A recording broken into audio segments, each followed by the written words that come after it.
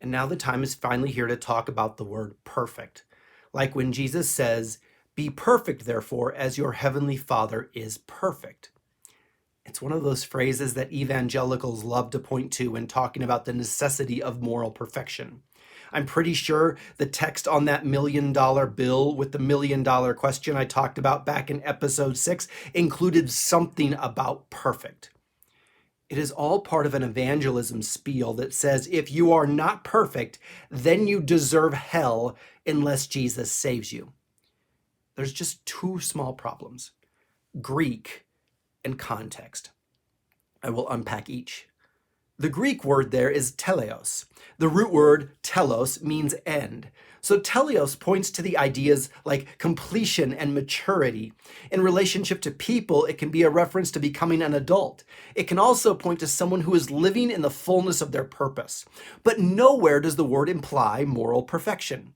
As an analogy, imagine getting on a flight from Los Angeles to New York City. However, before you take off, the pilot announces that you will need to return to the gate because a sensor failed. After a 2-hour delay, your flight finally takes off. As you fly over the Rockies, something is going on with the jet stream. The turbulence is so rough, it tosses the plane around like a rag doll in the sky. People's computers are thrown from tray tables and broken. It seems half the passengers are getting sick. The flight crew, needing to remain buckled in, cannot help calm the chaos. The whole experience is traumatic enough that the pilot decides to bring the plane down in Denver and have it checked over. After another 2-hour delay, you take off again.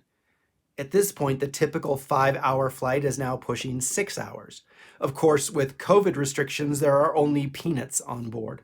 This means by the time you finally land and get off the plane in New York City, you and the rest of the passengers and the crew have not eaten in 10 hours. According to the English word, that flight was anything but perfect. However, because the plane got to where it was going, that flight fulfills all the qualifications for teleos. The second problem with the common interpretation is context. The line we are wrestling with says, "Be perfect, therefore, as your heavenly Father is perfect." Now, whenever you see the word therefore, you need to ask the question, what is the therefore there for? In other words, therefore is a word that links what comes next to what the author just said. So what did Jesus just say? We can take this at 3 levels. One would involve the dialogue on loving your enemy and praying for those who persecute you that we have discussed this week. In this case, being perfect as your heavenly Father is perfect means to reach that place where you truly do love your enemies and pray for those who persecute you. The second option is this entire series of statements on what the religious leaders of the day taught the people versus what Jesus taught. This would include his teaching on adultery, murder, divorce, honesty, resistance, and loving your enemies. Here, being perfect would mean something like attaining a complete understanding of the law. The third option would link to the entire Sermon on the Mount so far. This includes everything in the second option, plus Jesus' teaching on the Beatitudes, salt, light, and fulfilling the law. Again, because this is not about the quality of the journey, but ultimately reaching the destination, there is no sense of embodying perfection today. Rather, it is about a continual process of growth and development. The whole thing makes me think of a line from the Apostle Paul to the Philippians. I am confident of this, that the one who began a good work among you will bring it to completion by the day of Jesus Christ. Living by soul in a spirit of love is a process. This is true both as we learn to abandon a spirit of power for one of love.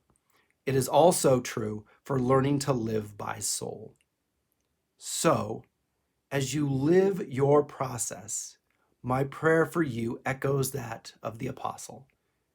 And this is my prayer: that your love may overflow more and more with knowledge and full insight to help you to determine what is best, so that in the day of Christ you may be pure and blameless, having produced the harvest of righteousness that comes through Jesus Christ for the glory and praise of God. Ultimately, getting to that destination, one way or another, is what it means to be perfect.